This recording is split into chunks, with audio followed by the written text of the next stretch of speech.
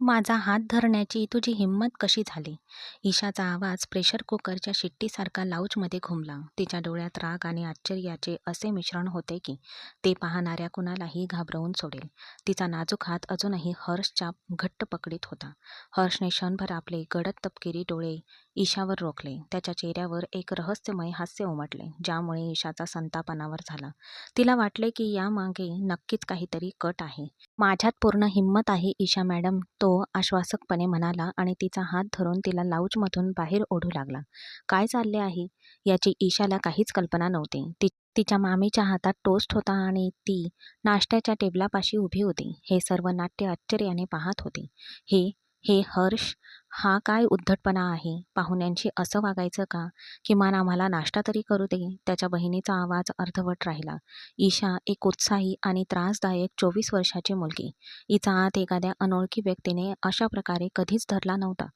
तिच्या छातीत तिचे हृदय ढोलासारखे धडधडत होते. पोलिसांपासून पळून जाणाऱ्या गुन्हेगाराप्रमाणे विरोध करत ती स्वतःला हर्षच्या मागे ओरडत होती.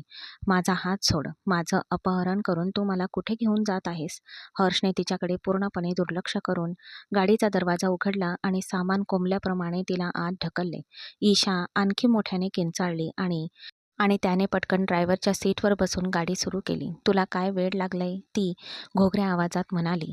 तुला वाटतं तू मला असं कुठेही जबरदस्ती नेऊ शकतोस? मी पोलिसांना बोलवणार. हर्षने तिच्याकडे इतक्या थंड नजरेने पाहिले की जुलै महिन्यातही डिसेंबर महिना असल्यासारखे ईशाला वाटले. तुझी जीभ बेफाम चालते ईशा. कधी कधी तिला आवर घालायला हवा, नाहीतर एके दिवशी अपघात होईल. ईशाचा संयम सुटला आणि तिच्या तोंडून शब्दांचा पूरच आला.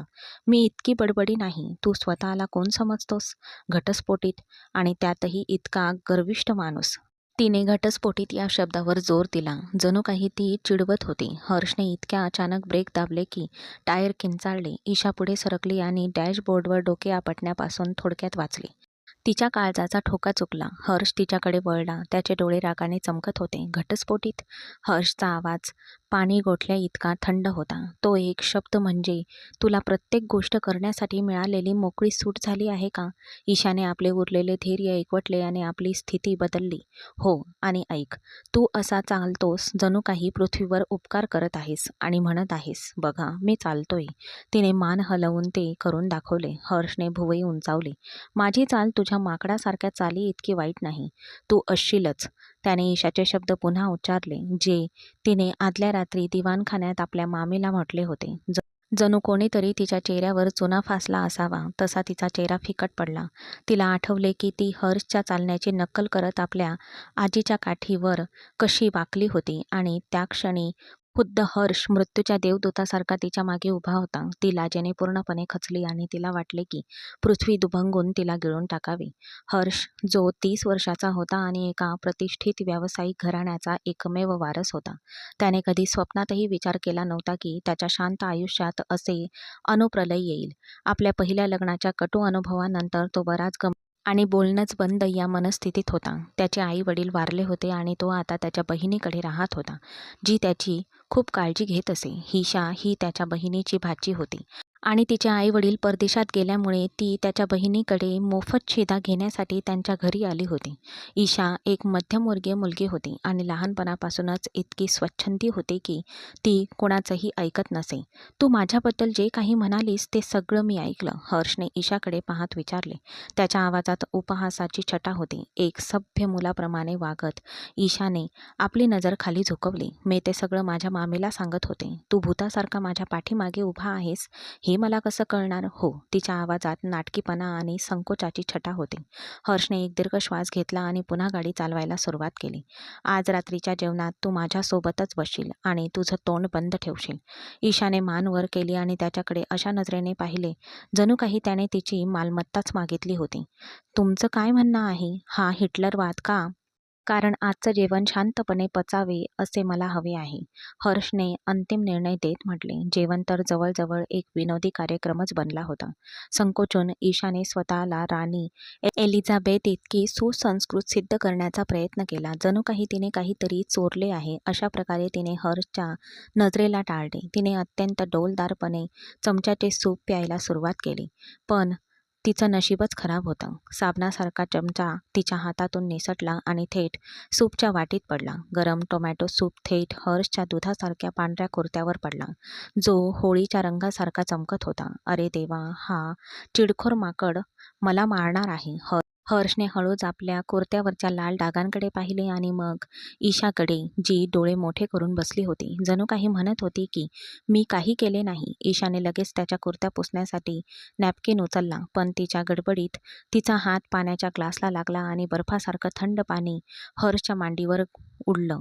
तिथे इतकी शांतता होती की टाचणी जरी पडली असती तरी स्फोट झाला असता. त्याच्या बहिणीचे डोळे आश्चर्याने विस्फारलेले, इतकी की तिचा चष्मा जवळजवळ खाली पडणार होता. हर्षने डोळे मिटले, एक दीर्घ श्वास घेतला आणि देवाकडे संयमासाठी प्रार्थना केली.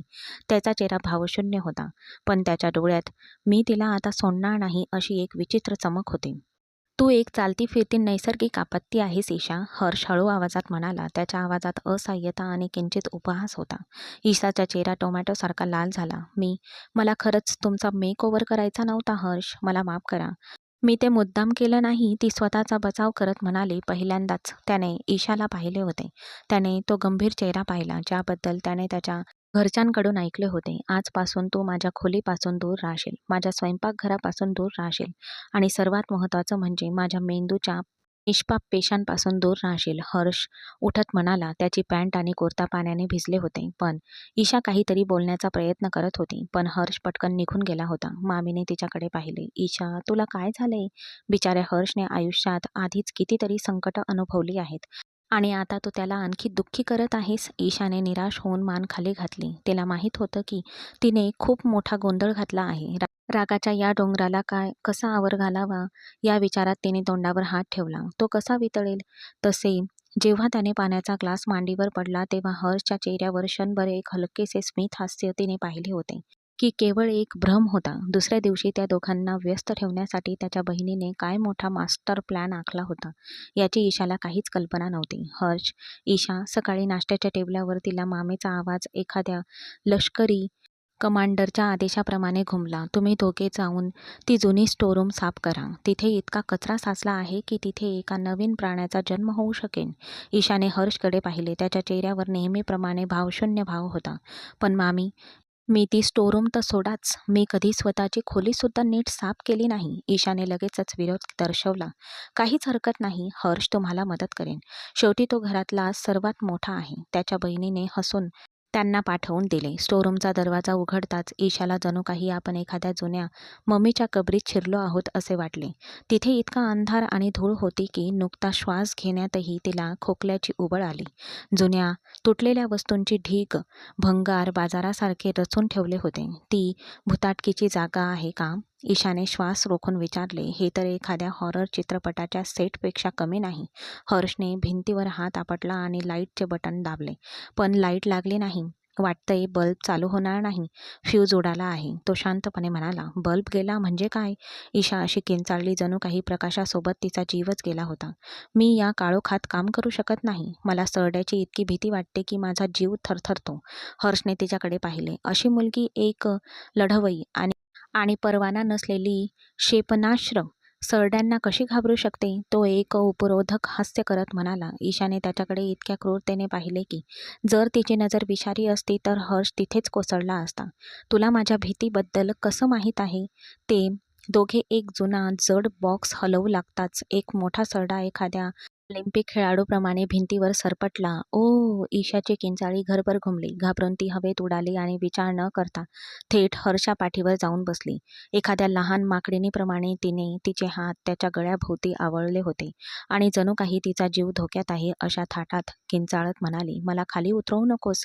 नाही, आधी या डायनासोरला मार, लवकर कर. हर्ष या अचानक झालेल्या गोरिला हल्ल्यामुळे खाली पडण्यापासून स्वतःला कसाबसा सावरलेला हर्ष एखाद्या रोबोटप्रमाणे ताठ उभा राहिला. तो जड कठोर आवाजात म्हणाला, जोपर्यंत तू माझ्या पाठीवरून उतरून मला हालचाल करायला संधी देत नाहीस तोपर्यंत मी त्याला पळवून लावू शकणार नाही. ईशाने त्याची मान आणखी घट्ट आवळली, जणू काही ती त्याला फाशी देणार होती. नाही, जोपर्यंत जोपर्यंत तो सरडा शहीद होत नाही तोपर्यंत मी खाली उतरणार नाही. हर्षने एक दीर्घ श्वास घेतला.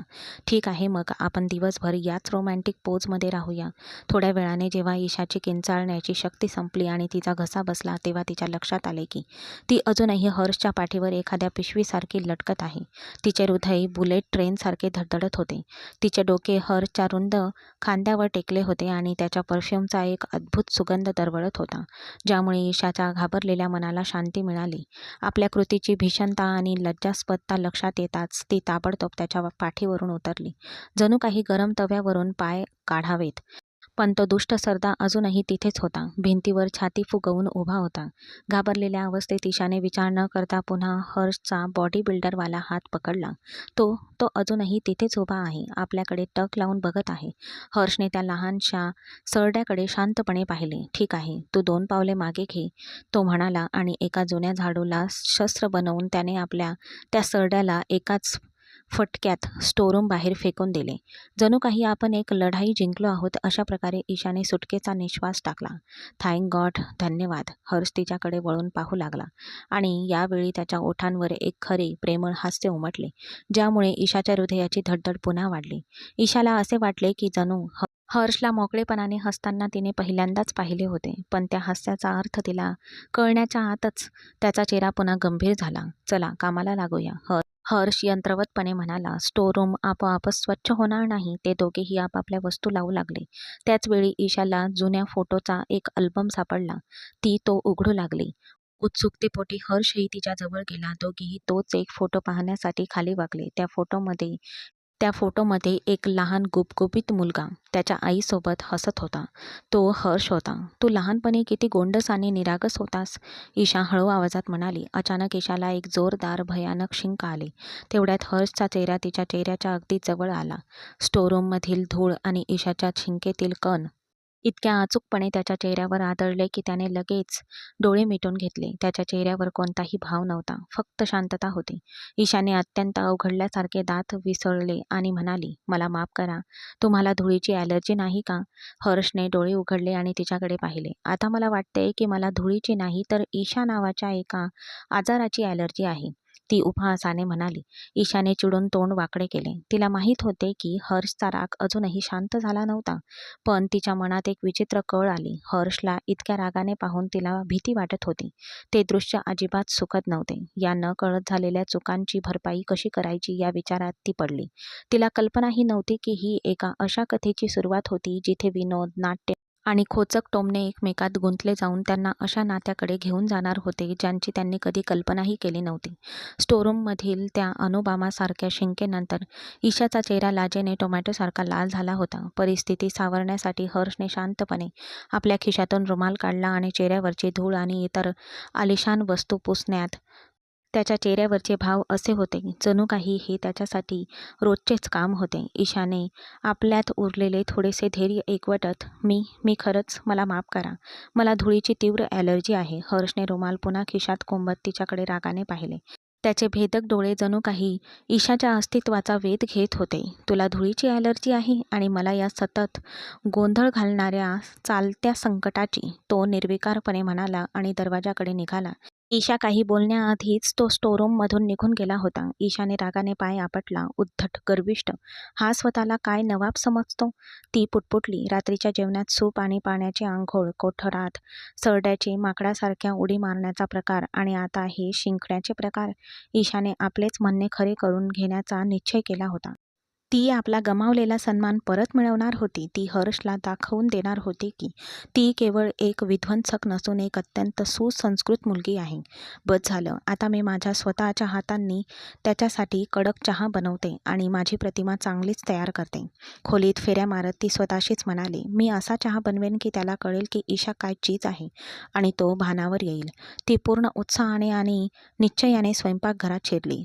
कामं झाल्यावर तिची मामी खोलीत आराम करत होती आणि स्वयंपाकघर पूर्णपणे रिकामे होते. 4 गुण मिळवण्याची हीच योग्य संधी आहे, असा तिने विचार केला. तिने पातेल्यात पाणी ओतले. मग तिला अचानक आठवले की हर्ष एक कडक स्वभावाचा माणूस आहे, म्हणून तो कडक चहा पीत असेल. तिने चहापत्तीचा डबा उघडला आणि त्यात 2 चमचे चहापत्ती टाकली. मग तिला वाटले, नाही, तो त्याच्या स्वभावाप्रमाणेच कडू आहे, त्यामुळे चहाची पत्ती तितकीच कडक असायला हवी. तिने आणखी 1 चमचा चहापत्ती घातली आणि मग तिने साखरेचा डबा उचलला. तो स्वतःच इतका कडू आहे, म्हणून त्याला अजून साखर द्यायला हवी. मग अचानक तिच्या डोक्यात एक कल्पना चमकून गेली. अरे, त्याला मधुमेह असू शकतो. काळजीपूर्वक विचार करून तिने फक्त अर्धा चमचा साखर घातली. दूध ओतताना जेव्हा ती हर्षला चहा देईल तेव्हा तिच्या वागण्याने तो किती प्रभावित होईल या विचारात ती हरवून गेली होती. या विचारात असताना दूध उकळून ओसंडून वाहू लागले आणि अर्धा कप काउंटरवरच सांडले. अरे अरे, तिने पटकन एक कापड उचलले आणि काउंटर स्वच्छ पुसून काढला. चहा कोळशासारखा काळा झाला होता, पण ईशाला तिच्या अनोख्या प्रयत्नाचा अभिमान वाटत होता. तिने कप ट्रेवर ठेवला आणि बागेच्या दिशेने चालू लागली, जिथे तिला हर्ष फोनवर बोलताना दिसला. हर्ष बागेत एका खुर्चीवर बसला होता. त्याचा चेहरा नेहमीप्रमाणे गंभीर होता आणि तो कुणाशी तरी फोनवर हळू आवाजात बोलत होता. ईशा मांजरीसारखी हळूच त्याच्याजवळ गेली आणि कप टेबलावर ठेवला. फोनवर बोलत असलेल्या हर्षने तिच्याकडे एक नजर टाकली आणि मग ईशाकडे रागाने पाहत विचारले, हे काय आहे? ईशा दात दाखवत हसली आणि चहाकडे बोट दाखवले. हर्षने फोन बंद केला आणि कप उचलला. ईशाचा श्वास थांबला. ती अंतिम निकालाची वाट पाहत होती. हर्षने कप ओठांजवळ नेला आणि एक मोठा घोट घेतला. त्याचा चेहरा पूर्णपणे निश्चल होता. त्याने ना तोंड वाकडे केले, ना कोणत्याही कडक भाव चेहऱ्यावर आणला. जणू काही एक्स-रे करत असल्याप्रमाणे तो शांतपणे त्या कपाकडे एकटक पाहत होता. ईशाला आता स्वतःला आवरता आले नाही. तिने उत्सुकतेने विचारले, कसा आहे? हर्षने शांतपणे कप परत टेबलावर ठेवला. त्याने ईशाच्या डोळ्यात थेट पाहिले आणि उत्तर दिले, उत्तम. तिचा चेहरा आनंदाने फुलून गेला. खरंच? हो, तो अगदी गंभीरपणे म्हणाला. चहासारखा नाही तर साखर आणि दुधाची चव असलेल्या एखाद्या नवीन कडू सूपसारखा प्यायलो तर अतिउत्तम. ईशाचे उघडे तोंड एकदम बंद झाले. तुला काय म्हणायचं आहे? म्हणजे त्यात इतकी चहापत्ती आहे की कडूपणामुळे जीभ सुन्न होते आणि इतकी कमी साखर आहे की जणू काही तू ती घालायलाच विसरली आहेस? हर्षने सविस्तरपणे समजावून सांगितले. ईशाने चिडलेला चेहरा केला. माझी चेष्टा करतोयस का? इकडे आण. तिने रागाने कप उचलला आणि स्वतःच एक मोठा घोट घेतला. पुढच्या क्षणी तिने तो सगळा चहा पिचकाऱ्यासारखा तिच्या समोरच्या गवतावर थुंकला. अरे देवा, हा चहा आहे की विषारी पेय? तिने चहा थुंकल्यावर हर्षच्या ओठांवर एक मंद स्मित उमटले, जे तोपर्यंत घट्ट आणि गंभीर होते. ते स्मित इतके सूक्ष्म होते की ते एका क्षणात नाहीसे झाले, जणू काही ते कधी आलेच नव्हते. हर्षने ते पटकन लपवले होते, पण ईशाने तिच्या तीक्ष्ण नजरेने तिने एका जादुई क्षणाची साक्ष दिली होती. तिच्यामुळे अकडूच्या चेहऱ्यावरचे हे हास्य तिने पहिल्यांदाच पाहिले होते. तिचा सगळा राग एका विलक्षण आनंदात आणि विजयाच्या भावनेने बदलला. तू हसलास? ईशा मोठ्या उत्सुकतेने म्हणाली. मी पाहिलं, तू नक्कीच हसलास. हर्षने लगेच स्वतःला सावरले आणि त्याचा तो क्रूर आणि गंभीर चेहरा पुन्हा धारण केला. तुझं डोकं फिरलं आहे का? आणि पुन्हा स्वयंपाकघरात माझ्यासाठी काहीही बनवण्याचा धोका पत्करू नकोस. मला अजून काही वर्ष जगायचं आहे, असे म्हणून तो उठून आत गेला. ईशा तिथे उभी राहून त्याला जाताना पाहत होती. त्याच्या टोमण्याने तिला राग आला असला तरी निदान त्या हृदयशून्य दगडाला क्षणभरासाठी तरी हसवले होते. या विचाराने तिला हायसे वाटले. काही दिवस शांततेत गेले. ईशा हर्षपासून 2 पावलांचे अंतर, मास्क आवश्यक असे अंतर राखणे पसंत करत होती. ती मुद्दामून त्याच्यापासून दूर राहायची आणि जर त्यांची कधी भेट झालीच तर ती निघून जाण्यासाठी एका रुंद गल्लीला मार्ग निवडायची. एके संध्याकाळी तिच्या मामीने घरी एका मोठ्या मेजवानीचे आयोजन केले होते. संपूर्ण घर पाहुण्यांनी खचाखच भरलेले होते. त्या पाहुण्यांची खातिरदारी करण्याची जबाबदारी ईशावर सोपवण्यात आली होती. ती सरबताचे ताट घेऊन पाहुण्यांमध्ये फिरत होती. कोपऱ्यात सूट घातलेला आपल्या चुलत भावाशी गप्पा मारत उभा असलेल्या हर्षकडे पूर्णपणे दुर्लक्ष करण्याचा तिने पुरेपूर प्रयत्न केला. ती ट्रे घेऊन पुढे जाऊ लागताच थोड्या वेळापूर्वीच आपल्या जागेवरून दुसऱ्या जागेवर जाणारा हर्ष मुद्दाम तिच्या मार्गात उभा राहिला. अरे माफ करा. तिच्या अगदी समोर ब्रेक दाबत हर्ष म्हणाला.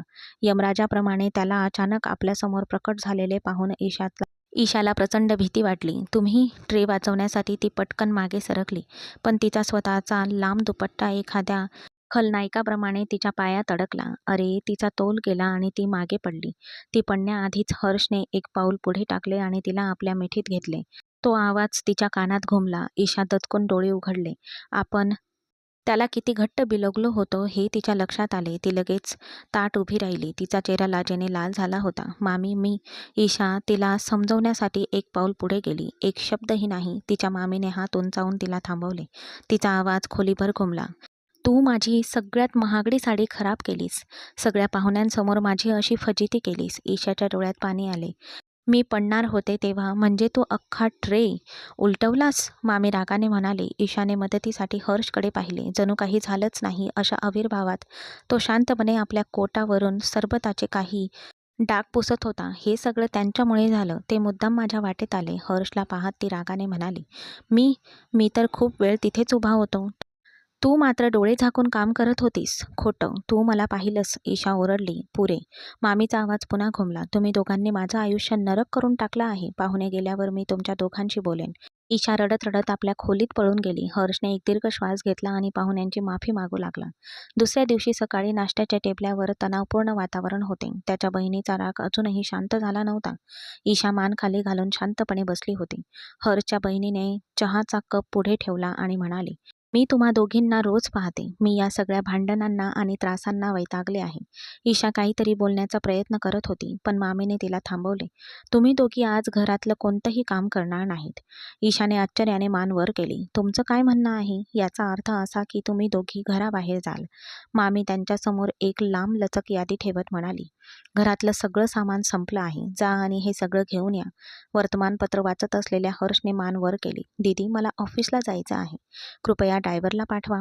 नाही, त्याची दीदी कठोरपणे म्हणाली. मी ड्रायव्हरला सुट्टी दिली आहे आणि तुला आज ऑफिसला जाणार नाहीस. तुम्ही दोघे एकत्र जाल आणि ही संपूर्ण यादी पूर्ण होईपर्यंत मला तोंड दाखवू नका. ईशाने विरोध केला. मामी मी या गर्विष्ठ माणसासोबत एकटी कशी जाऊ? हर्षने तिच्याकडे रागाने पाहिले. आणि या चालत्या फिरत्या संकटाला माझ्यासोबत घेऊन जाण्यात मला अजिबात रस नाही. निर्णय झाला आहे. मामी ठामपणे म्हणाली. आता जा. आणि या दोघांनाही उठायला भाग पाडले गेले. ईशाने रागाने पाय आपटले आणि निघून गेली. हर्षने गाडीच्या चाव्या उचलल्या आणि तिच्या मागे गेला. तासभर गाडीत पूर्ण शांतता होती. ईशा रुसलेल्या चेहऱ्याने बाहेर बघत होती आणि हर्ष शांतपणे गाडी चालवत होता. बाजार त्यांच्या घरापासून बऱ्याच अंतरावर होता. अखेरीस ईशाला ते सहन होईना. ती म्हणाली, तुला माझा अपमान करायला मजा येते नाही का? हर्षने रस्त्यावरून नजर न हटवता उत्तर दिले. मी तुझा अपमान केला नाही. अजिबात नाही. तू तुझ्या स्वतःच्या कृतीमुळे ते केलंस. कृती? ईशा संतापली. जर तू मध्ये आला नसतास तर हे सगळं घडलं नसतं. तू मुद्दाम आला होतास. हर्ष तिच्याकडे वळला. मग तुला असं का वाटतं की तुला चिडवणं हाच माझ्या आयुष्याचा एकमेव उद्देश आहे? कारण तू गर्विष्ठ आहेस. ईशा म्हणाली. आणि तू उद्धट आहेस. ती लगेच म्हणाली. मी उद्धट नाही. मग तू माझी नक्कल का करतेस? माझ्या चालण्यावर का टिप्पणी करतेस? हर्षने गाडी थोडी हळू केली.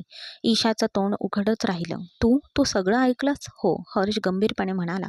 त्या दिवशी लाऊंजमध्ये आणि त्याआधीही. ईशा लाजेने लाल झाली. ती निशब्द झाली. परत येताना गाडी सामानाच्या पिशव्यांनी खचाखच भरलेली होती. हवामान अचानक बदलले होते आणि आकाशात काळे ढग जमा झाले होते. ते शहराच्या बाहेर पडलेच होते. तेवढ्यात गाडीला जोरदार धक्का बसला आणि ती एका बाजूला कलली. अरे, हर्षने गाडी बाजूला थांबवत म्हटले. काय झाले? ईशाने घाबरून विचारले. तुम्ही तुम्ही गाडी का थांबवली? टायर पंक्चर झाला आहे. हर्ष बाहेर बघत म्हणाला. काय? ईशा किंचाळली. आता काय होईल? इथे आजूबाजूला काहीच नाही. हर्षने तिच्याकडे दुर्लक्ष केले. तो गाडीतून बाहेर पडला आणि मागची डिक्की उघडली. त्याने जॅक आणि स्पेअर टायर बाहेर काढले. त्याने गाडीचे काम सुरू करताच थेंब पडू लागले. काही क्षणातच मुसळधार पाऊस सुरू झाला. अरे देवा, आता पाऊस पडणार आहे. हो, ईशा गाडीत बसून म्हणाली. हर्ष पावसातही टायरचा नट काढण्याचा प्रयत्न करत होता. तो पूर्णपणे भिजला होता. त्याच्या पॅन्टवर चिखलाचे डाग लागले होते. त्याला या अवस्थेत पाहून ईशाला काही कारणास्तव वाईट वाटले. तिने मागच्या सीटवर पाहिले. तिथे एक छत्री पडलेली होती. तिने लगेच ती उचलली आणि गाडीतून उतरली. हे घे असे म्हणत ती त्याच्या डोक्यावर धरली. पण पाऊस इतका मुसळधार होता की ईशा इतकी घाबरली होती की तिने छत्रीचा बहुतेक भाग स्वतःच्या डोक्यावरच ठेवला होता. तर हर्षचा फक्त एकच खांदा झाकलेला होता आणि तो सतत भिजत होता. चिखलाने माखलेला नट काढण्यासाठी धडपडत असलेल्या हर्षने ईशाकडे पाहिले. तुमच्या प्रचंड मदतीसाठी धन्यवाद. खूप खूप धन्यवाद. तो उपहासाने म्हणाला. मी पूर्णपणे कोरडा आहे. ईशाने लाजेने त्याच्याकडे छत्री पुढे केली. माफ करा. खूप जोरदार पाऊस पडत आहे. त्या क्षणी हर्षचा हात नटावरून घसरला आणि चिखल आणि ग्रीसने माखलेला त्याचा संपूर्ण हात थेट त्याच्या चेहऱ्यावर जाऊन आदळला. त्याच्या गालावर चिखलाची एक लांब रेष उमटली.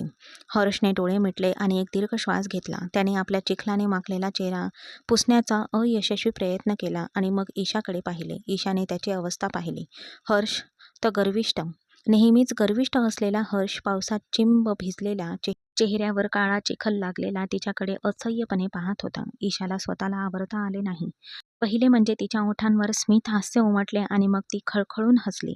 हर्ष तिच्याकडे पाहत राहिला. "तू माझ्या अवस्थेवर हसतेस का?" "नाही, तू." ईशा म्हणाली. "तू एखाद्या कार्टूनसारखा दिसतोयस." ती इतक्या मनमोकळेपणाने आणि उत्सुकतेने हसली की हर्षचा राग नाहीसा झाला. तो तो तिला हसताना पाहत राहिला. तिच्या हसण्याचा आवाज पावसाच्या आवाजात मिसळून गेला. हर्षचा गंभीर चेहरा नरम पडला. त्याने चेहऱ्यावरचा चिखल पुसण्याचा प्रयत्न केला, पण तो आणखी पसरला. यावेळी हर्ष हसला. ते एक मनमोकळे हास्य होते, जे त्याच्या चेहऱ्यावर क्वचितच दिसायचे. "तुझं हसून झालं असेल तर आपण हा टायर बदलूया का?" तिने हसत विचारले. हर्षचं हसणं तिथेच थांबलं. हर्षला असं हसताना तिने पहिल्यांदाच पाहिलं होतं. तिच्या मनात एक विलक्षण आनंद दाटून आला. "हो हो, नक्कीच." तिने पटकन छत्री नीट धरली. यावेळी दोघांनाही पावसापासून वाचवण्यासाठी प्रयत्न करत पावसाचे थेंब अजूनही छत्रीवर पडत होते. पण ईशाचं हसणं आणि हर्षचा खास हास्याने जणू काही त्या मोसमातील सगळी थंडी नाहीशी केली होती. आत्तापर्यंत त्याला आपला शत्रू मानणारी ईशा पहिल्यांदाच त्याच्याकडे वेगळ्या नजरेने पाहत होती. "जर तुझी मला पाहण्याची इच्छा पूर्ण झाली असेल तर आपण हे टायर बदलण्याचं काम पूर्ण करूया का?" "हो हो." ईशाने पटकन स्वतःला सावरलं आणि यावेळी दोघांनाही पावसापासून वाचवण्याचा प्रयत्न करत छत्री घट्ट धरली. हर्ष पावसापासून सुरक्षित आहे याची खात्री करून त्यांनी घाईघाईने टायर बदलला. या गडबडीत हर्ष आणखीनच चिखल आणि पाण्याने माखला. सगळं सामान परत डिक्कीत ठेवेपर्यंत ते दोघेही पूर्णपणे भिजले होते. गाडीत बसल्यावर एक विचित्र शांतता पसरली. बाहेर पावसाचा आवाज येत होता आणि आत कार हीटरचा मंद गुणगुणण्याचा आवाज येत होता. थंडीने ईशा किंचित थरथरली. हर्षने हीटरचा वेग वाढवला. ईशा आपला भिजलेला दुपट्टा पिळून काढण्याचा प्रयत्न करत होती. तिने डोळ्यांच्या कोपऱ्यातून हर्षकडे पाहिले, ज्याच्या केसांमधून पाणी टपकत होते आणि ज्याच्या चेहऱ्यावर अजूनही चिखलाचे डाग होते. शांतता भंग करण्यासाठी ईशा हसून म्हणाली, "तुमचं आयुष्य किती शांत होतं, नाही का? माझ्या येण्यापूर्वी शांतता होती, नाही का?" हर्षने गाडी सुरू करताना क्षणभर तिच्याकडे पाहिले. त्याच्या डोळ्यात गांभीर्य आणि एक नवीन खोल चमक होती. त्याने गाडी गिअरमध्ये टाकली, पण सुरू केली नाही. "शांतता होती?" तो हळू आवाजात म्हणाला. त्याच्या आवाजात गांभीर्य पाहून ईशाला आश्चर्य वाटले. ती फक्त गंमत करत होती. हर्षने आपला चेहरा पूर्णपणे तिच्याकडे वळवला. "शांतता होती, पण रंगहीन." ईशाचे हसणे तिथेच थांबले. "रंगहीन?" तिने समजून घेण्याचा प्रयत्न केला. "तुला काय म्हणायचं आहे?" "याचा अर्थ असा की आयुष्यात शांतता होती, पण उत्साह नव्हता. काहीच उत्साह नव्हता." पावसाच्या आवाजातही ईशाला हर्षचा आवाज स्पष्टपणे ऐकू येत होता. ईशाने आपली नजर खाली केली. "म्हणजे मी तुझ्या आयुष्यात रोमांच आणला आहे का?" "रोमांच?" हर्षच्या ओठांवर एक उपहासात्मक हास्य उमटले. "एक चालती फिरती आपत्ती आहेस ईशा तू. तू एक वादळ आहेस." ईशाला ही स्तुती अजिबात आवडली नाही. तिने तोंड वाकडे केले. "तू पुन्हा माझा अपमान करत आहेस." "मी तुझा अपमान करत नाहीये." हर्ष तिच्या डोळ्यात डोळे घालून म्हणाला. "मी खरं सांगतोय." तो क्षणभर थांबला. मग म्हणाला, "पण कदाचित मला याच आपत्तीची गरज होती." ते वाक्य एखाद्या बॉम्बस्फोटासारखे होते. ईशाने दचकून मान वर केली. तिचे हृदय धडधडू लागले. "काय? काय म्हणायचंय तुला?" ईशाला याचा खोल अर्थ समजण्याआधीच हर्ष तिच्या जवळ आला. तो जसजसा जवळ आला तसतशी गाडीच्या आतलं वातावरण अचानक उत्कट आणि रोमॅन्टिक झालं. हीटरच्या उबदारपणात आणि बाहेर पडणाऱ्या पावसाच्या आवाजात हर्षची नजर ईशावर खिळली. पावसाच्या पाण्याने ईशाच्या रूपाला एक अनोखी आणि मनमोहक चमक दिली होती. तिच्या ओल्या चेहऱ्यावर पाण्याचे थोडे थेंब मोत्याप्रमाणे चमकत होते, ज्यामुळे तिची मखमली त्वचा अधिकच नितळ दिसत होती. ओलाव्यामुळे ईशाचे कपडे तिच्या शरीराला चिटकले होते, ज्यामुळे तिच्या उमलत्या तारुण्याची आणि ओसरणाऱ्या सौंदर्याची प्रत्येक छटा हर्षच्या डोळ्यासमोर उलगडत होती. तिच्या चेहऱ्यावर विखुरलेल्या केसांच्या ओल्या बटा आणि तिची निरागस नजर पाहून हर्षच्या हृदयाची धडधड वाढली. तो स्वतःवरचा ताबा गमावू लागला. ईशाचे ओले, तेजस्वी आणि प्रभावी रूप पाहून हर्षचा धीर सुटू लागला. सर्व काही विसरून पुढे धावून जाऊन ईशाच्या सुंदर, मऊ आणि ओलसर देहाला आपल्या मिठीत घ्यावे असे त्याचे हृदय त्याला साद घालत होते. पण पुढच्या क्षणी त्याच्यातील सभ्यता आणि सौजन्य आड आले. तिच्याशी अजून आपले कोणतेही कायदेशीर नाते नाही हे जाणून त्याने स्वतःला कसेबसे आवरले. तो आपल्या भावनांवर नियंत्रण ठेवण्याचा प्रयत्न करत होता. तेव्हा अचानक त्याची नजर ईशाच्या ओल्या, थंड, किंचित थरथरणाऱ्या गुलाबी ओठांवर पडली. दवबिंदूंनी भिजलेले ते ओठ ताज्या गुलाबाच्या पाकळ्यांसारखे दिसत होते. स्वतःवरचा ताबा गमावून तो आपली थरथरती बोटे पुढे करत हळूच जवळ सरकला. अत्यंत उत्कटतेने आणि कोमलतेने त्याने आपल्या हाताच्या बोटांनी ईशाच्या गुलाबी ओठांवर चमकणाऱ्या दवबिंदूंना स्पर्श केला. त्या जादुई स्पर्शाने दोघांच्याही शरीरातून विजेचा प्रवाह वाहू लागला आणि ईशाचा श्वास थांबला. हर्ष, तुम्ही काय करत आहात? तिचा आवाज थरथरत होता. "श्श." हर्ष तिच्या डोळ्यात पाहत म्हणाला, "तू खूप बडबड करतेस." तो ईशाच्या चेहऱ्याच्या अगदी जवळ आला होता. ईशाने आपले डोळे घट्ट मिटून घेतले होते. तिचे मन पूर्णपणे सुन्न झाले. हर्ष काही क्षण तिच्याकडे एकटक पाहत राहिला. तिच्या मिटलेल्या पापण्यांचे थरथरणे तो न्याहाळत होता. हर्षचं हृदय इतक्या वेगाने धडधडत होतं की त्याला वाटलं आपण बेशुद्ध पडू. मग हर्षने आपल्या बोटाने तिच्या चेहऱ्यावरचे केसांची ओली बट हळुवारपणे बाजूला केली. त्याचा हात ईशाच्या गालाला लागला. ईशाने दचकून डोळे मिटले. हर्षचा आवाज गंभीर आणि भारदस्त होता. "जे मी खूप पूर्वीच करायला हवं होतं. तुझं तोंड बंद करायला हवं होतं. पण पण तू." ईशाला शब्द सुचत नव्हते. "तू माझा तिरस्कार करतोस." "तिरस्कार?" हर्ष कडकपणे हसत म्हणाला. "जर मी तुझा तिरस्कार केला असता ईशा, तर तुझ्या पहिल्याच गैरवर्तनावर मी तुला घरातून हाकलून दिलं असतं." ईशाकडे बोलायला काहीच उत्तर नव्हतं. ती फक्त त्याच्याकडे बघत राहिली. हर्षने एक दीर्घ श्वास घेतला आणि तो पुन्हा स्टोअरूम व्हीलकडे वळला. त्याने गाडी चालवायला सुरुवात केली. उरलेला प्रवास पूर्ण शांततेत पार पडला. ईशा धक्क्याने बाहेर पडणाऱ्या पावसाकडे पाहत राहिली.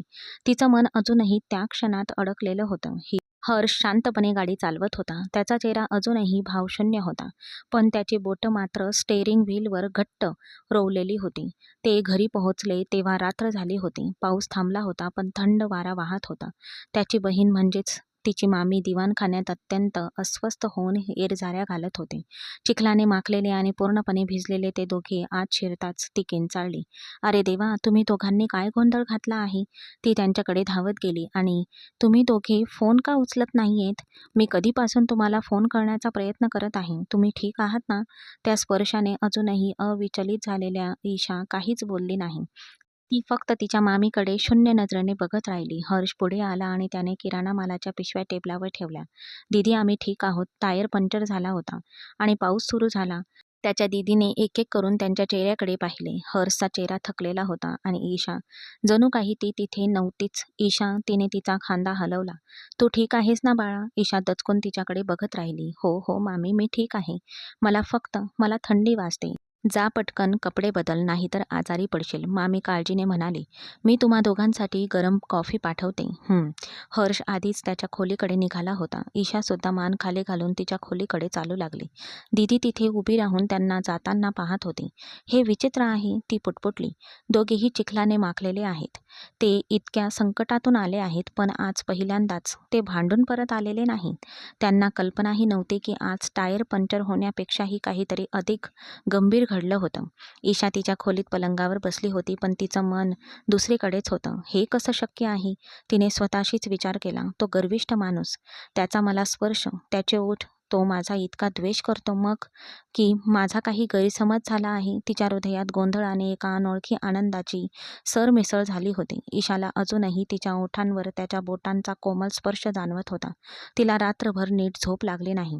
काल ज्याला ती आपला शत्रू मानत होती आणि जो आज काहीतरी वेगळाच बनला होता, त्या माणसाला ती कशी सामोरे जाणार होती? दुसऱ्या दिवशी सकाळी नाश्त्याच्या टेबलावरचं वातावरण विचित्र होतं. दीदी नेहमीप्रमाणे नाश्ता बनवत होती, पण आज ती जरा जास्तच आनंदी दिसत होती. काल रात्री ते दोघेही पूर्णपणे भिजत परत आल्यापासून दीदीच्या लक्षात आलं होतं की घरात नेहमीसारखं वादळ आलं नव्हतं. ईशा मान खाली घालून आपल्या खुर्चीवर बसली होती. हर्षकडे वर बघायची तिची हिंमतच झाली नाही. हर्ष आपल्या खुर्चीवर शांतपणे बसून वर्तमानपत्र वाचत होता. काल काही घडलंच नव्हतं अशा आविर्भावात तो वाचत होता. तो इतका सामान्य होता की ईशाला स्वतःच्या मानसिक स्थितीबद्दल शंका येऊ लागली. ईशा नाश्ता कर, मामी मध्येच म्हणाली. आज इतकी शांत का आहेस? तुला बरं वाटतंय का? हो हो मामी. ईशाने पटकन चमचा उचलला, पण गडबडीत तो तिच्या हातातून निसटून डिशवर जोरात पडला. ईशाने लाजेने डोळे मिटून घेतले. तिला वाटले की आता हर्ष काहीतरी टोमणा मारेल. पण त्याने वर्तमानपत्रावरून नजर न हटवता सहज म्हटले, चमच्याची काही चूक नाही, उचलतो. त्याच्या आवाजात ना राग होता ना टोमणा. त्यात फक्त एक विचित्र प्रकारचा दिलासा होता. ईशाने वर त्याच्याकडे पाहिले. तो अजूनही वर्तमानपत्र वाचत होता. मामी त्या दोघांकडे पाहून हसल्या. बरं, मी शेजारच्या भागात जाते. शेजारच्या वहिनींचा मला फोन आला होता. तुम्ही दोघे आरामात नाश्ता करा. मामी गेल्याबरोबर दिवाणखान्यात एक भयान शांतता पसरली. फक्त घड्याळाच्या टिकटिकचा आणि हर्षच्या वर्तमानपत्राची पाने चाळण्याचा आवाज येत होता. ही शांतता ईशासाठी असह्य होते. काल तिला स्पर्श करणाऱ्या माणसासोबतच ती एकटी होती. तू अखेर ईशाला स्वतःला आवरता आले नाही. हर्षने वर्तमानपत्रावरून नजर न हटवता विचारले. ईशाने हिंमत गोळा केली. काहीच झालं नाही अशा आविर्भावात तू तिथे कसा बसू शकतोस? हर्षने वर्तमानपत्र दुमडून टेबलावर ठेवले. त्याने आपले पूर्ण लक्ष ईशाकडे वळवले. काय झालं? त्याने निरागसपणे विचारले. ईशा ताठ झाली. तू तू अभिनय करत नाहीस. मी कशाबद्दल बोलते आहे हे तुला माहीत आहे. हर्ष खुर्चीवरून उठला. तो हळू चालत ईशाच्या बाजूला उभा राहिला. ईशाच्या हृदयाची धडधड वाढली. मला काय माहीत आहे? त्याने ईशाच्या डोळ्यात रोखून पाहत विचारले. ईशाने घाबरून आपली नजर खाली झुकवली. काय? गाडीत? बरं ते, हर्ष म्हणाला. जणू काही ती एक क्षुल्लक गोष्ट होती. ती शिल्लक गोष्ट नव्हती. ईशाने रागाने मान वर केली. तू तू हे सगळं का केलंस? तू माझ्या ओठांना का स्पर्श केलास? तुला तसा काहीही अधिकार नव्हता. हर्ष तिच्या आणखी जवळ झुकला. ईशाने श्वास रोखून धरला. काय? तू या ओठांवर खूप जास्त प्रश्न विचारतेस. त्याने तेच जुने वाक्य पुन्हा उच्चारले, पण यावेळी त्याचा स्वर अधिक सौम्य होता. हे उत्तर नाही. ईशा मागे सरकण्याचा प्रयत्न करू लागली, पण खुर्चीमुळे तिला हालचाल करता आली नाही. तुला मी आवडत सुद्धा नाही. तू मला एक आपत्ती म्हणतोस. हर्ष हसला. त्याच हास्याने ज्याने ईशाच्या हृदयाची धडधड चुकवली होती.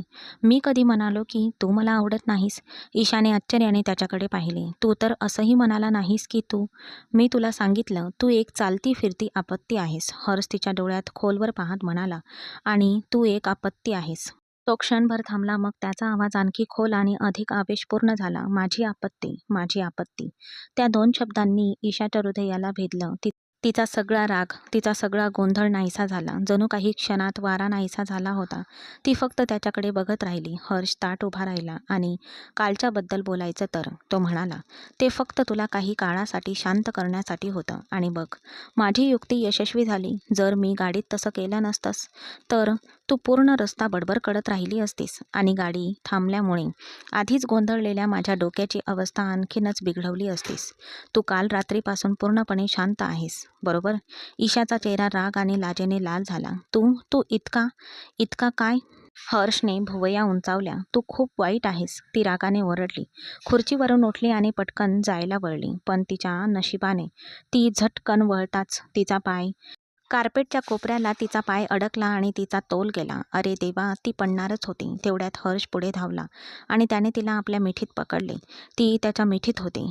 ईशाने लाजेने डोळे मिटून घेतले. हर्षने तिला घट्ट पकडले होते आणि ओठांचा कोपरा दाबून तो मंद, धुंद आवाजात हसला. त्याच्या हसण्याचे कंप ईशाला तिच्या छातीत जाणवत होते. हर्षने तिच्या कमरेभोवती हात घट्ट आवळले आणि तिचे संपूर्ण अस्तित्व आपल्या छातीशी दाबले. मला सोड. ईशा डोळे मिटून कुजबुजली. यावेळी तो मनमोकळेपणाने हसला. तुला पडायला इतकं आवडतं ईशा? त्याने विचारले. आणि तू नेहमी माझ्यावरच का पडतेस? स्वतःवर नियंत्रण ठेव. मी एक तरुण मुलगा आहे. जर तू माझ्यावर अशीच पडत राहिलीस तर मी वाहून जाऊ शकतो. काल मी तुझ्या ओठांना स्पर्श केला. जर मी वाहून गेलो तर काहीतरी वेगळंच घडू शकेल. तिच्या कोमल आकृतीकडे खोलवर पाहत तो हसला. ईशाने लगेच डोळे उघडले. त्याला तसे हसताना पाहून ती थक्क झाली. मला सोड. तिने त्याच्या पोलादी पकडीतून सुटण्याचा अयशस्वी प्रयत्न केला. मी स्वतःला सांभाळू शकते. तू रोज स्वतःवर किती चांगलं नियंत्रण ठेवतेस हे मी पाहतोच आहे.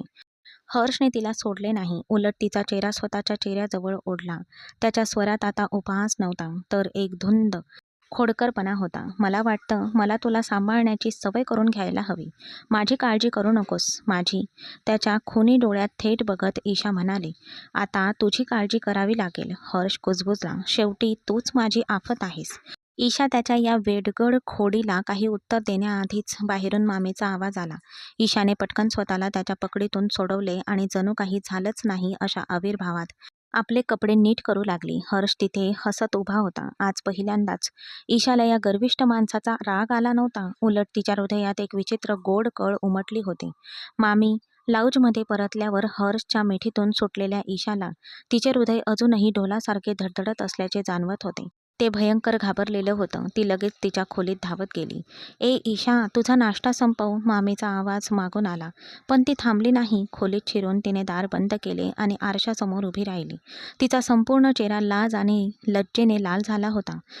तुला पडायला इतकं आवडतं ईशा, आणि तू नेहमी माझ्यावरच का पडतेस? काल मी तुझ्या ओठांना स्पर्श केला होता. जर मी वाहून गेलं तर दुसरं काहीतरी घडू शकतं. हर्षचे शब्द तिच्या कानात वेतळलेल्या सोन्यासारखे घुमत होते.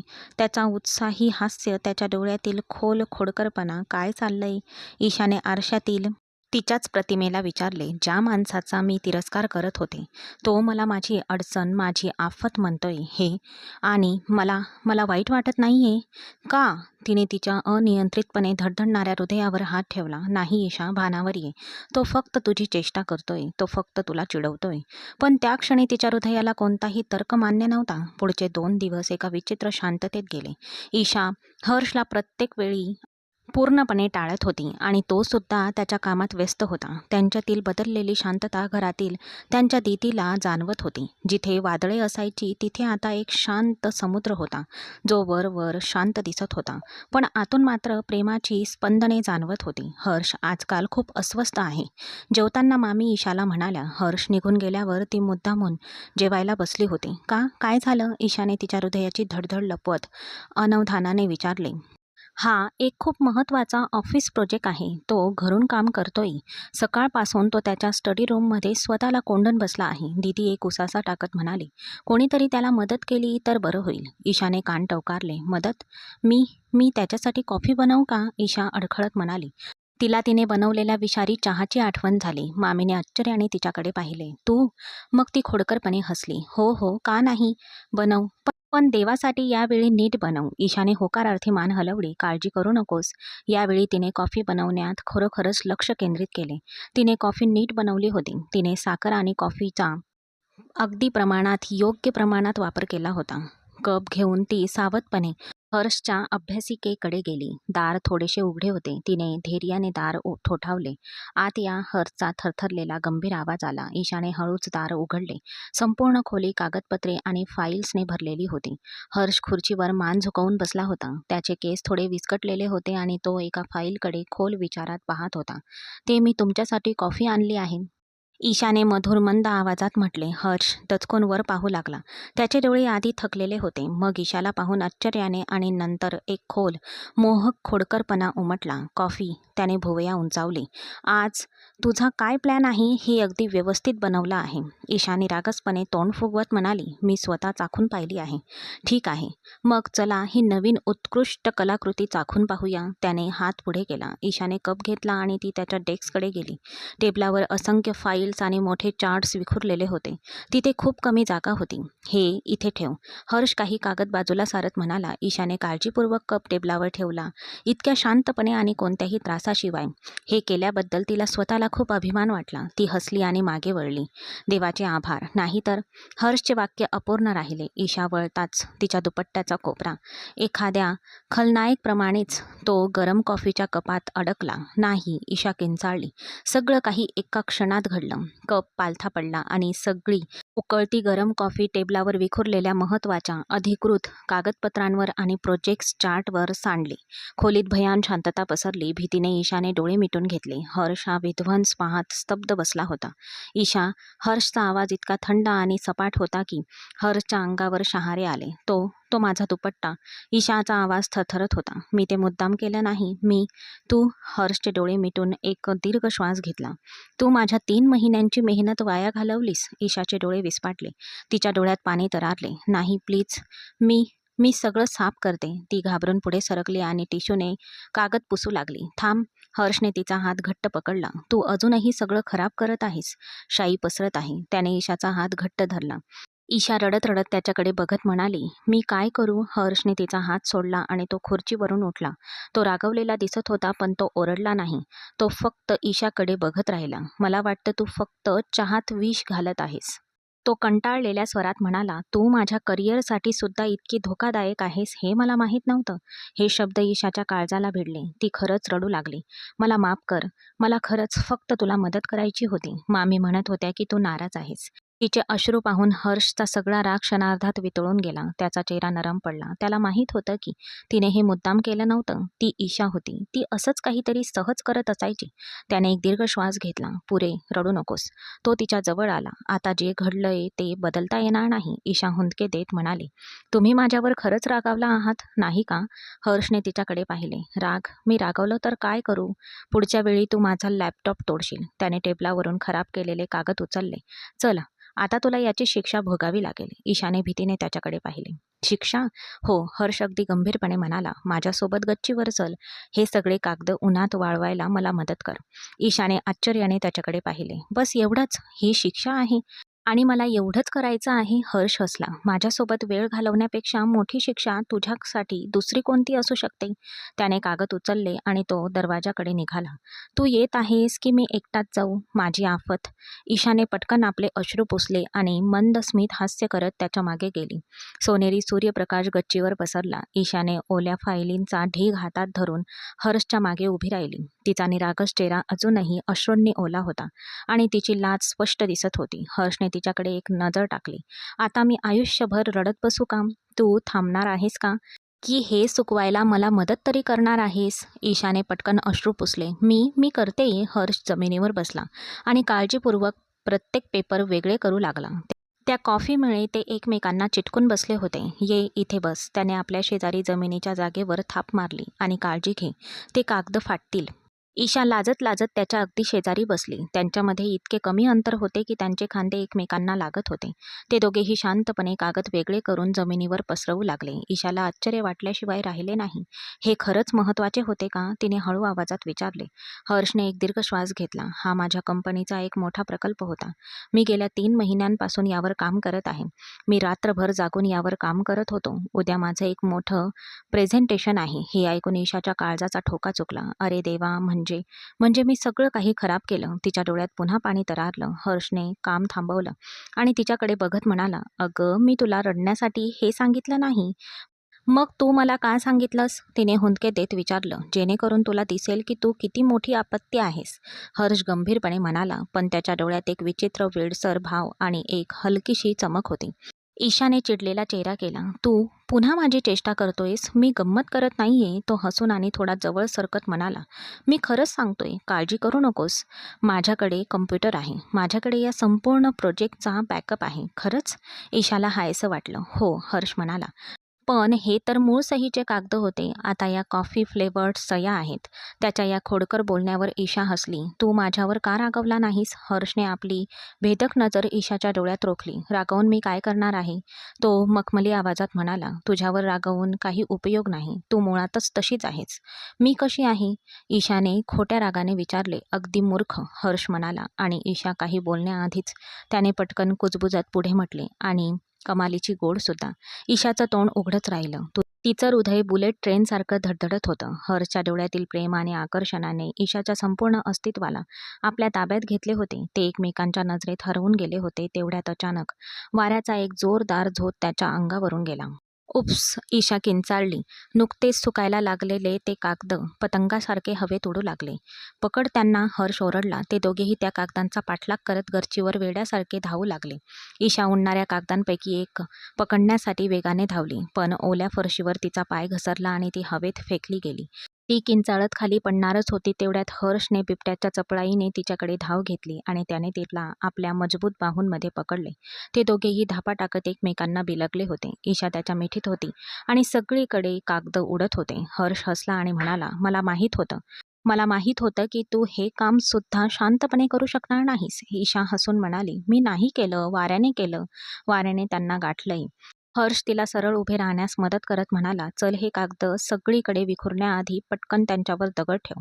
हसत हसत त्या दोघांनी पटकन कागद गोळा केले आणि त्यांच्यावर छोटे दगड ठेवायला सुरुवात केली. काम झाल्यावर ते दोघेही थकून गच्चीच्या भिंतीला टेकून बसले. तुझं आयुष्य किती शांत होतं, नाही का? ईशा म्हणाली. ती शांतता होती. हर्ष डोळे मिटत म्हणाला. इतकी शांतता की मला कंटाळा येऊ लागला होता. ईशाने डोळे उघडले आणि त्याच्याकडे पाहिले. तोही हसत होता. मग मी आले, ईशाने खोडकरपणे म्हटले. कंटाळा संपवायला? हो, हर्ष तिच्याकडे पाहत म्हणाला. तू कंटाळा संपवलास. पण असं दिसतंय की जोपर्यंत तू माझी शांतता संपवत नाहीस तोपर्यंत मला स्वस्थता लाभणार नाही. मग तुझा हेतू काय आहे? ईशाने त्याला चिडवले. तू मला परत पाठवणार आहेस का? हर्षने क्षणभर विचार केला. मग त्याने ईशाचा हात धरला. त्याच्या घट्ट पकडीत असलेल्या आपल्या हाताकडे ईशाने आश्चर्याने पाहिले. माझा हात धरण्याची तुझी हिंमत कशी झाली? ईशाने हळू आवाजात म्हटले, पण तिच्या स्वरात राग नव्हता, तर आश्चर्य होते. हर्ष तिच्या जवळ आला आणि म्हणाला, माझ्यात पूर्ण हिंमत आहे. तो हळू आवाजात म्हणाला, आणि आता तू कुठेही जाणार नाहीस. समजलं? ईशाचं हृदय इतकं जोरजोरात धडधडत होतं की हर्षला ते ऐकू जाईल असं तिला वाटलं. ती काहीच बोलली नाही, फक्त त्याच्या डोळ्यात एकटक पाहत राहिली. त्या संध्याकाळी गच्चीवर हर्षने ईशाचा हात घट्ट पकडला होता. सूर्य मावळत होता. त्याचा नारंगी प्रकाश त्यांच्या चेहऱ्यावर पडत होता. त्याचे शब्द ऐकून ईशाच्या हृदयाची धडधड आणखी वाढू लागली. ईशाने हिंमत करून आपला हात मागे खेचला. तू मला आज्ञा देतोयस का? हर्षने हात सोडला नाही. मी तुला सांगतोय. त्याच्या आवाजात तोच अंतिम कठोरपणा होता, पण डोळ्यात कोमलता. का? ईशाने विचारले. हर्ष हसला. कदाचित म्हणूनच. त्याने ईशाचा हात सोडला आणि भिंतीला टेकून उभा राहिला. किंवा कदाचित या घराला या गोंगाटाची सवय झाली आहे म्हणून. ईशाचा आवाज मंद झाला. हा अकडू असं काही बोलू शकतो याची तिने कधी कल्पनाही केली नव्हती. ते दोघेही शांतपणे सूर्यास्त पाहत राहिले. आज पहिल्यांदाच त्यांच्यात एक अशी शांतता होती जी विचित्र नव्हती, उलट शांत होती. जेवताना त्याची बहीण आश्चर्याने त्यांच्याकडे पाहत होती. काहीही पडले नाही, कोणी ओरडले नाही, एकही उपहासात्मक टिप्पणी केली गेली नाही. ईशाने शांतपणे जेवण केले आणि हर्षनेही शांतपणे जेवण केले. तो तिच्याकडे बघत होता. देवारे, त्याची बहीण स्वतःशीच म्हणाली. आज घर इतकं शांत का आहे? ही वादळापूर्वीची शांतता नाही ना? रात्रीच्या जेवणानंतर हर्ष त्याच्या अभ्यासिकेत गेला. त्याला उद्याच्या प्रेझेंटेशनसाठी सर्व कागदपत्रे पुन्हा व्यवस्थित लावायची होती, जी ईशाने कॉफीने पुसून टाकली होती. ईशाने थोडा वेळ तिच्या खोलीत फेऱ्या मारल्या. आपण हर्षला इतका त्रास दिला, त्याचे तिला वाईट वाटले. तिने एक निर्णय घेतला. ती स्वयंपाकघरात गेली. तिने मग उचलला आणि यावेळी अत्यंत काळजीपूर्वक 10 मिनिटे घालवून एक कप कॉफी बनवली. तिने ती चाखूनही पाहिली. ठीक आहे. तिने कप उचलला आणि लाजत लाजत अभ्यासिकेच्या दाराकडे गेली. आत या, हर्षचा थकलेला आवाज आला. ईशा आत आली. हर्ष टेबलावर वाकून बसला होता. कागदपत्र पसरलेली होती. ते मी पुन्हा कॉफी आणली आहे, ईशा संकोचात म्हणाली. हर्षने मान वर केली. त्याच्या डोळ्यात थकवा दिसत होता. त्याने कपाकडे पाहिले. यावेळी काय करणार आहेस? लॅपटॉपवर सांडणार आहेस का? नाही, ईशा पटकन म्हणाली. काही हरकत नाही. मी खूप काळजीपूर्वक बनवली आहे आणि मी वचन देते की मी तुमच्या कागदपत्रांपासून दूर राहीन. हर्षने तिच्याकडे पाहिले. मग तो किंचित हसला. ठीक आहे, टेबलावर ठेव. ईशाने काळजीपूर्वक कप टेबलाच्या एका कोपऱ्यावर ठेवला आणि लगेच 2 पावले मागे सरकली. हर्षने कप उचलला आणि एक घोट घेतला. त्याने आश्चर्याने भुवया उंचावल्या. ही खरंच कॉफी आहे. मी तुला सांगितलं होतं, ईशा अभिमानाने म्हणाली. ती जायला वळली. तू तुझं काम कर. मी थांब. हर्षने तिला हाक मारली. ईशा मागे वळली. हो, ये व्यवस्थित लावायला मदत कर, ईशा घाबरून म्हणाली. मी? नाही नाही, मी पुन्हा काहीतरी गडबड करेन. काही होणार नाही, हर्ष म्हणाला. तू त्रास देण्याव्यतिरिक्त दुसरं काही नीट करू शकतेस का ते मला बघू दे. ईशा कपाळावर आठ्या घालून जवळ आली. मी मदत करू शकते. ते दोघेही टेबलाजवळ उभे राहिले आणि कागदपत्र लावू लागले. ईशा अत्यंत एकाग्रतेने काम करत होती. अचानक तिचा हात हर्षच्या हाताला लागला. ईशाने आपला हात मागे खेचण्याचा प्रयत्न केला, पण हर्षने तोच चटकन पकडला. ईशाने आश्चर्याने त्याच्याकडे पाहिले. माझा हात धरायची तुझी हिंमत कशी झाली? छातीत धडधडत असलेल्या ईशाने अगदी हळू आवाजात विचारले. हर्ष तिच्या जवळ आला. त्याच्या डोळ्यात एक खोल, धुंद करणारी चमक होती. माझ्यात पूर्ण हिंमत आहे, तो म्हणाला. तो ईशाच्या इतक्या जवळ आला की त्याच्या श्वासाची टक्कर झाली. ईशा, तू तू माझं काय केलंयस याची तुला काही कल्पना आहे का? मी काय केलं? तिने कसेबसे आपले शब्द थांबवले. तू या दगडाला धडधडायला शिकवलंस आणि आता या हृदयाला ठोके लावल्यावर ते अस्वस्थ झालंय, खूपच अस्वस्थ. आणि फक्त तूच त्याला शांत करू शकतेस. हर्ष तिच्या डोळ्यात डोळे घालून मखमली आवाजात कुजबुजला. त्या क्षणी त्यांच्यात पुन्हा भांडण होतंय का हे बघायला आलेली त्याची बहीण दाराच्या फटीतून हे संपूर्ण खंबीर रोमॅन्टिक दृश्य पाहत होती. तिचा नाजूक हात अजूनही हर्षच्या मजबूत आणि वेदनादायी पकडीत होता. ती त्या माणसाकडे शांतपणे पाहत होती, ज्याला तिने नेहमीच गर्विष्ठ, अहंकारी आणि कडक मानले होते. पण या क्षणी तिच्या डोळ्यात तिला फक्त एक पराभूत करणारं सत्य आणि एक निरपेक्ष माया होती. हे तू काय म्हणतोयस? ईशाचा आवाज तिच्या घशातून कसाबसा बाहेर पडला. तू मस्करी करतोयस, नाही का? मी मस्करी करतोय असं तुला वाटतं का? तिचा हात सोडवण्याऐवजी हर्षने तिला अधिक जवळ ओढले आणि तिच्या डोळ्यात थेट बघत म्हणाला, ईशा, तुला काय वाटतं मी तुझे सगळे त्रास का सहन केले? कारण तुला मला चिडवण्याची एकही संधी सोडायची नव्हती. ईशाने क्षीण आवाजात एक क्षीण विनवणी केली. यावर हर्ष हसला, एक अगदी हळू, खोल आणि हृदयस्पर्शी हास्य. मला स्वतःलाच चिडवायचं होतं. तो म्हणाला, नाही ईशा, मुळीच नाही. कारण मी तुझ्या या जीव घेण्या संकटाच्या प्रेमात अकंठ बुडालो आहे. ही कबुली इतकी अचानक, इतकी स्पष्ट आणि इतकी थेट होती की ईशाचं डोकं सुन्न झालं. तिचा गोरा चेहरा लाज आणि संकोचाने लाल झाला.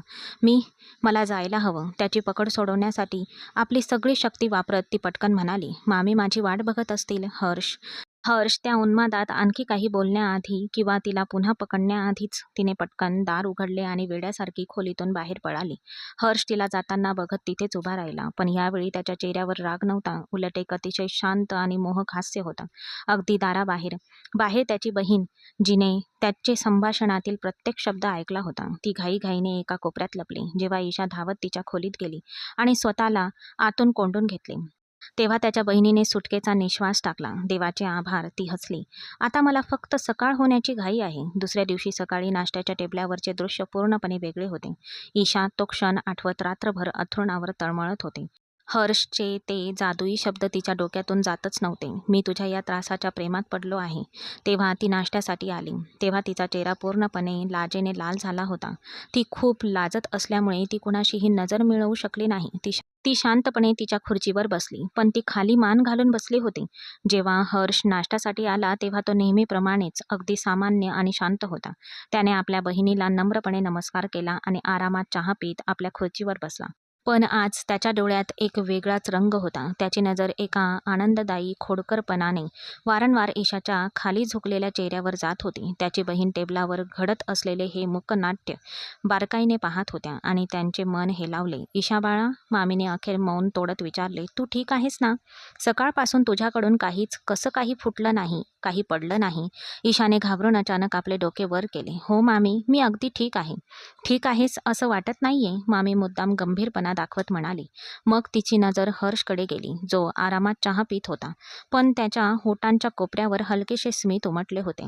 मामी पुढे सरकली आणि तिने प्रेमाने ईशाचा थरथरता हात आपल्या हातात घेतला. ईशा बाळा, मी तुम्हा दोघांच्या भविष्याचा खूप खोलवर विचार केला आहे. तुला माहीत आहे की हर्ष माझ्या स्वतःच्या मुलासारखा आहे आणि तू सुद्धा मला तितकीच प्रिय आहेस.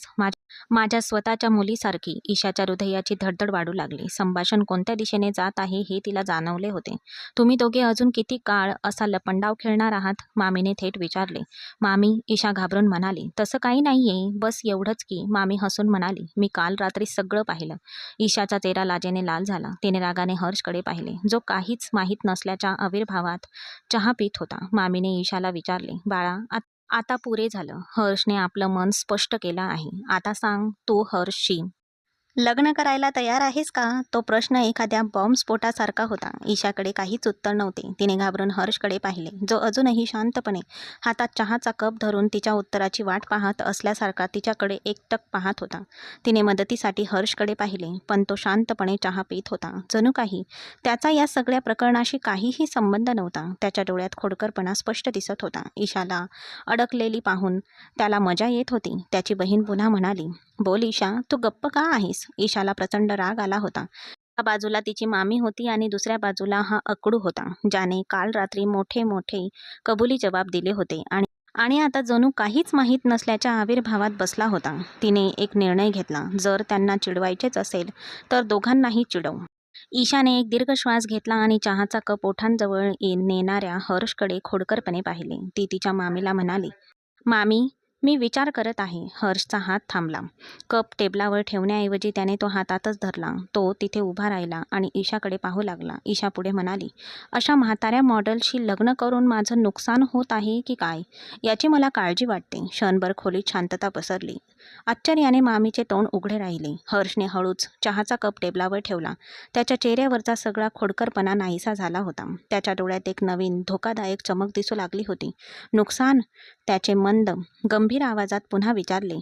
ईशाला स्वतःच्या खोडकरपणावर हसण्याआधी किंवा काही समजण्याआधीच हर्ष खुर्चीवरून उठला. पुढच्या क्षणी त्याने हात पुढे करून ईशाचा हात पकडला आणि तिला खुर्चीवरून हिसका देऊन वर उठवले. आह! ईशाला धक्काच बसला. मामी, हर्ष म्हणाला. आश्चर्याने डोळे विस्फाटलेल्या आपल्या बहिणीकडे वळून तो म्हणाला, आपण फक्त सौदा पूर्ण करणार आहोत. पण हर्ष, त्याची बहीण काहीतरी बोलण्याचा प्रयत्न करत होती, पण हर्ष तिचं ऐकलं नाही. त्याने घाबरलेल्या ईशाला दिवाणखान्यातून ओढत बाहेर काढले. या अचानक झालेल्या हल्ल्यासाठी अजिबात तयार नसलेल्या ईशा हसत हसत त्याच्या मागे चालत म्हणाली, अरे जाऊ दे, मला कुठे घेऊन चालला आहेस? मला ते म्हणायचं नव्हतं हर्ष. मामी त्यांना जाताना पाहून खळखळून हसली. वेडा मुलगा, देव तुम्हा दोघांना कायम सुखी ठेवो. हर्ष तिला थेट बागेत ओढत घेऊन गेला आणि एका आंब्याच्या झाडाखाली थांबला. त्याने ईशाला फिरवून स्वतःसमोर उभे केले. ईशा हसून हसून बेजार झाली होती. तू तू वेडा झाला आहेस का? मामी काय विचार करत असतील? जो तिने विचार करायला हवा तोच तिने केला असेल. हर्ष तिला स्वतःच्या जवळ ओढत म्हणाला. त्याच्या डोळ्यात अजूनही तोच गंभीरपणा होता. मग तू काय म्हणत होतीस? जुना मॉडेल? ईशाने आपले हसू दाबण्याचा प्रयत्न केला. की मी फक्त गंमत करत होते. तू इतका गंभीर का होत आहेस? गंमत? हर्ष तिच्या आणखी जवळ आला. मग आता हिशोब करायचा का? त्या नुकसानीचा? काय काय कसली गणना? ईशाचं हसणं आता घाबरण्यात बदललं होतं. गणना अशी आहे मॅडम ईशा. हर्षने तिच्या चेहऱ्यावरून केसाची बट कानामागे सारली. की जुन्या मॉडेल. तो आपलं आयुष्य शांतपणे जगत होता. तो क्षणभर थांबला. मग एक नवीन संकट आलं. मी काही संकट नाही, ईशा रुसली. काय? हर्ष हसला. मग माझा पांढरा कुर्ता, माझी पॅन्ट, माझ्या 3 महिन्यांच्या मेहनतीचे पेपर्स, हे सगळं कोणी खराब केलं? हे सगळं चुकून झालं. ईशाने नजर खाली केली आणि मी, हर्षने तिची हनुवटी पकडून तिचा चेहरा वर केला. चुकीने तुझ्या प्रेमात पडलो. ईशाचा श्वास थांबला. तिचं हृदय जोरजोरात धडधडू लागलं. तर हा सौदा आहे? हर्ष तिच्या डोळ्यात बघत म्हणाला. तू मला तुझं सगळे संकट, तुझा सगळा खोडकरपणा आणि तुझी ती धारदार जीभ सगळं काही देणार आहेस आणि मी त्या बदल्यात? ईशा, आणि त्या बदल्यात? हर्षचा आवाज गंभीर झाला. हा जुना मॉडेल आपलं उरलेलं आयुष्य, प्रत्येक श्वास आणि आपलं हृदय तुला समर्पित करतो. आणि हो, माझ्यावर विश्वास ठेव, हा जुना मॉडेल तुला कधीच निराश करणार नाही आणि हे तुला तुझ्या लग्नाच्या पहिल्याच रात्री जाणवेल. त्याचे स्पष्ट शब्द ऐकून ईशाच्या चेहऱ्यावर शरमेची भावना दाटून आली. मग आता सांग, तू तू तयार आहेस का? हर्षने तिच्या गालावर हात ठेवत विचारले. हा तोट्याचा सौदा आहे का? की तुला मान्य आहे? ईशाच्या डोळ्यातून वाहणाऱ्या अश्रूंमधून हसू आवरता आले नाही. हा हा माझ्या आयुष्यातला सर्वोत्तम सौदा आहे हर्ष मेहरा. मला मान्य आहे. हर्षने सुटकेचा निश्वास टाकला. तर मग ठीक आहे, आज संध्याकाळी आपलं लग्न आहे. काय, इतक्या लवकर? ईशा घाबरली. हो, हर्ष खोडकरपणे म्हणाला. तू अजून एक संकट आणण्याआधी आणि मी माझा निर्णय बदलण्याआधी. तू ईशाने त्याला मारायला हात उचलला, पण हर्षने पटकन तिचा हात हवेतच पकडला. त्या संध्याकाळी घरातील छोट्या दिवाणखान्यात लग्न सोहळा मोठ्या थाटामाटात पार पडला. ईशा एका सुंदर लाल रंगाच्या पोशाखात मान झुकवून बसली होती आणि 3 पीस सूट घातलेला हर्ष नेहमीप्रमाणेच गंभीर होता. पण आज त्याच्या डोळ्यात आनंदाचा एक नवीन आणि अनोखी चमक होती. मामीचे डोळे आनंद अश्रूंनी भरलेले होते. मग अग्नीच्या साक्षीने 7 फेऱ्यांसोबत 7 वचन घेतली गेली आणि त्यांचं लग्न झालं. अभिनंदन. मामीने दोघांच्याही डोक्यावर हात ठेवून त्यांना आशीर्वाद दिला. हर्षने लग्नानंतर पहिल्यांदाच ईशाकडे पाहिले, जी आता त्याची पत्नी झाली होती. त्याची आपत्ती आता कायमची त्याची झाली होती. रात्री ईशा त्याच्या खोलीत बसली होती. तिचे हृदय अजूनही धडधडत होते. तेवढ्यात दारावर एक हलकीशी थाप पडली. मी आत येऊ का? तो हर्षचा मोहक आवाज होता. ईशाने पटकन आपला दुपट्टा सावरला. हो. हर्ष आत आला. तो अजूनही तितकाच गंभीर दिसत होता, पण त्याच्या ओठांवर एक गोड सुंदर स्मित हास्य होते. तो सावकाश चालत आला. तो ईशाजवळ आला आणि तिच्या अगदी जवळ बसला. ईशाने त्याच्याकडे वर बघायची हिंमत केली नाही. हर्षने प्रेमाने तिचा नाजूक हात आपल्या हातात घेतला. ईशाने आश्चर्याने त्याच्याकडे पाहिले आणि तेच जुने वाक्य पुन्हा उच्चारले. माझा हात धरायची तुझी हिंमत कशी झाली? हर्षच्या डोळ्यात एक खोल खोडकरपणा चमकला. सगळं धाडस माझंच आहे, तो लगेच म्हणाला. हे ऐकून ईशा हसली. आता कुठे पळून जाणार? हर्षने ईशाच्या हातावरची पकड घट्ट केली आणि तिला आपल्या छातीशी ओढले. ईशाने आपले डोके हर्षच्या रुंद खांद्यावर घट्ट टेकवले आणि मोठ्या सुटकेच्या भावनेने म्हणाली, कुठेच नाही. आता पळून जाण्यात काहीच अर्थ नाही. कोणताही करार झालेला नाही. हर्षने तिला स्वतःच्या मिठीत घेतले.